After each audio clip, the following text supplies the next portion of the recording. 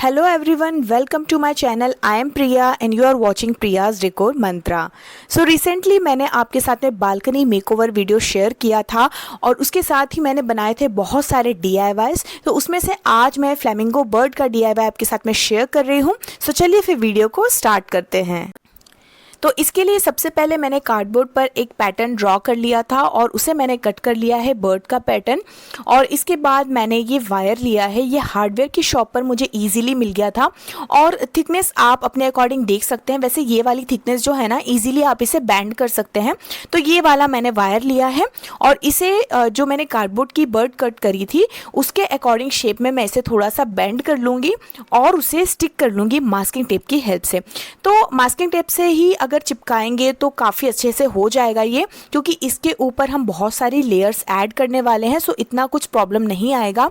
और दोनों साइड पर, फ्रंट और बैक दोनों साइड पर मैं ये वायर्स लगाने वाली हूँ। इससे क्या होगा, ये थोड़ा सा रिजिड बन जाएगा, थोड़ा सा स्टिफ हो जाएगा, क्योंकि कार्डबोर्ड जो है वो बहुत ही फ्लेक्सिबल होता है और इस पर हम लेयर्स ऐड करेंगे तो उतनी स्ट्रेंथ मिल नहीं पाएगी। तो मास्किंग टेप की हेल्प से मैं इसे फटाफट से स्टिक कर लूँगी और इसके बाद हम इसके आगे का काम करने वाले हैं। तो अब मैं इस पर लगाने वाली हूँ फेविकोल। मैं जितने भी अपने DIYs बनाती हूँ उसमें मोस्टली फेविकोल से यूज़ करती हूँ, ये बेस्ट है और कोई ग्लू लेने की ज़रूरत नहीं है। और उसके बाद मैं एल्यूमिनियम फॉइल को अच्छे से मोड़ कर इस पर लगा दूँगी। इसे सबसे पहले अच्छे से क्रंच कर लेना है और जितना हो सके आपको उसे प्रेस करना है, बॉल जैसा थोड़ा सा बनाना है और उसके बाद ही इसे स्टिक करना है। और इसकी भी हम लेयर्स लगाने वाले हैं। तो सबसे पहले मैं बेस लेयर लगा लूँगी, उसे थोड़ा सा ड्राई होने दूँगी और इसकी जो नेक वाला एरिया है ना उस पर भी लगा लिया है। तो अगर एल्यूमिनियम फॉइल नहीं हो तो घर पर अगर कपड़ा हो या पॉलीथीन हो यूज़ वाली, वो भी यूज़ कर सकते हैं, लेकिन एल्यूमिनियम फॉइल हो तो उससे अच्छे से बन जाता है।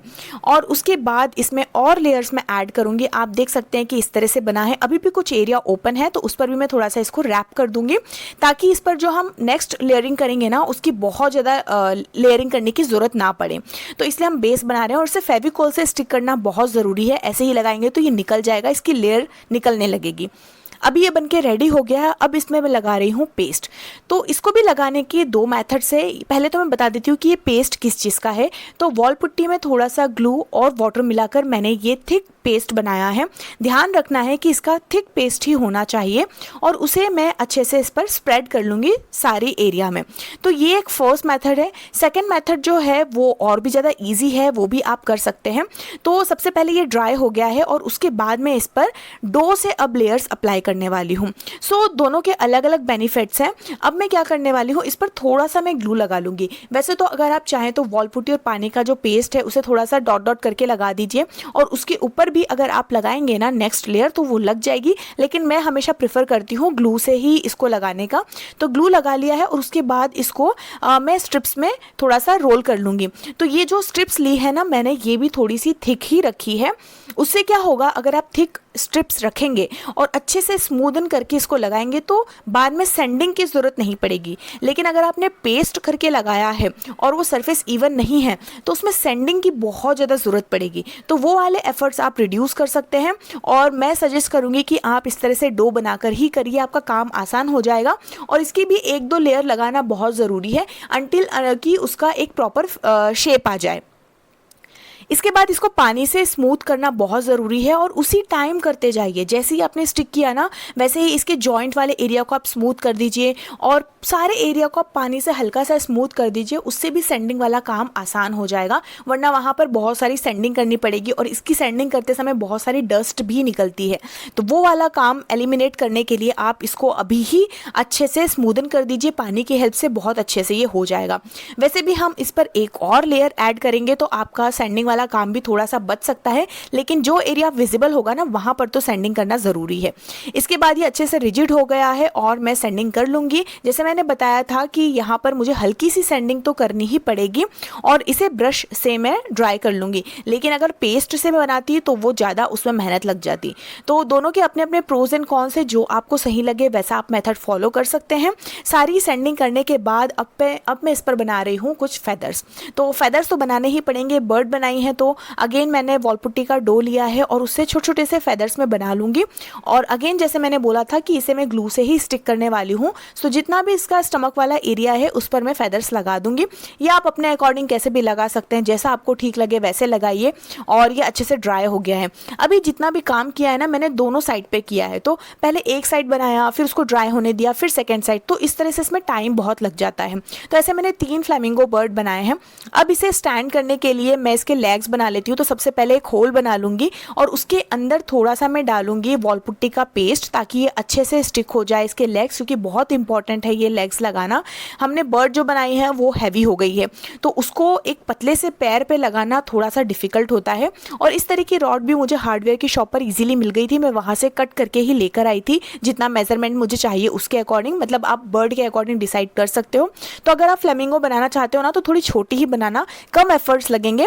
और बस इसके थोड़ा सा पैर जैसा शेप भी मैं बना लूँगी और इसको ड्राई होने के लिए रख दूँगी। इसके बाद हम करने वाले हैं इसका पेंटिंग का काम। तो पेंटिंग के लिए मैंने इस पर ऑरेंज कलर लगाया है और इस तरह से आप DIY करते हो ना तो बच्चों को इंगेज कर दीजिए, आपका भी काम आसान हो जाता है। एक बर्ड को मैं पेंट कर रही थी, बाकी मैंने अपनी डॉटर को दे दिया था, उसे भी मज़ा आ रहा था, उसने मुझे परेशान भी नहीं किया, मेरा काम भी आसान हो गया। और बस जहाँ पे सिंपल पेंटिंग करनी है वो तो हम उनको दे ही सकते हैं। तो इसको भी ड्राई होने के बाद अब हम इसकी डिटेलिंग वाला काम करेंगे, तो वो मैं ही कर रही हूँ। तो सबसे पहले ड्राई ब्रश में ही हल्का सा कलर लगाकर स्ट्रोक्स देना है वाइट कलर के, ताकि ये थोड़ा सा और रियलिस्टिक लगे। बाकी आप अपनी क्रिएटिविटी के अकॉर्डिंग इसमें और डिटेल्स ऐड कर सकते हैं, लेकिन मैंने ऑलरेडी इसको बनाने में इतना टाइम लगा दिया था कि मैं ये जो भी चीज़ बना रही हूँ वो मुझे वैसे ही बहुत सुंदर लगने लग गई थी। और इसके बाद इसकी चोंच बना लूँगी, वो सबसे इंपॉर्टेंट है, ब्लैक कलर की मैंने बनाई है। वैसे तो ये बर्ड जो है ना पिंक कलर की भी आती है और ऑरेंज कलर में मैंने बनाई है। और ज़्यादा डिटेल्स ऐड करने के लिए आप गूगल पर एक बार सर्च कर लीजिए, आप वैसे शेडिंग्स ऐड कर सकते हैं और ज़्यादा सुंदर लगेगी। ऑब्वियसली जितना डिटेल्स आप डालोगे उतनी सुंदर लगने लगती है, बट मेरा काम इस पर हो गया था। जहाँ से मैंने स्टार्ट किया था वहाँ से लेकर ये वाला तक बनाने में मुझे बहुत मेहनत लगी थी और मैं बहुत खुश हो गई थी इसको देखकर, क्योंकि ये बहुत मेहनत के बाद बना था। अब ये इतनी बड़ी बर्ड इतने छोटे छोटे पैरों पर कैसे हम इसे लगाएंगे, तो इसके लिए मैंने एक ऑलरेडी बेस बना के रखा था वॉल पुट्टी का। प्लास्टिक के कंटेनर में थोड़ा सा वॉल पुट्टी डाल के 2 होल्स बना दिए थे, उस पर मैं इसे स्टैंड कर रही हूँ। वैसे आप चाहें तो गमले जो रहते हैं ना डायरेक्टली उस पर भी लगा सकते हैं, क्योंकि बर्ड जितनी स्ट्रॉन्ग है बेस उतना ही स्ट्रॉन्ग होना चाहिए, अदरवाइज ये निकल जाएगा, गिर जाएगा। तो फाइनली मेरा DIY बनके रेडी हो गया है। आई होप आपको ये पसंद आया होगा। अगर आपको पसंद आया तो इसे लाइक करना। मिलते हैं नेक्स्ट वीडियो में। Till then bye. आप एंजॉय कीजिए इसका final reveal. I keep dreaming but my dreams keep flying away. It's so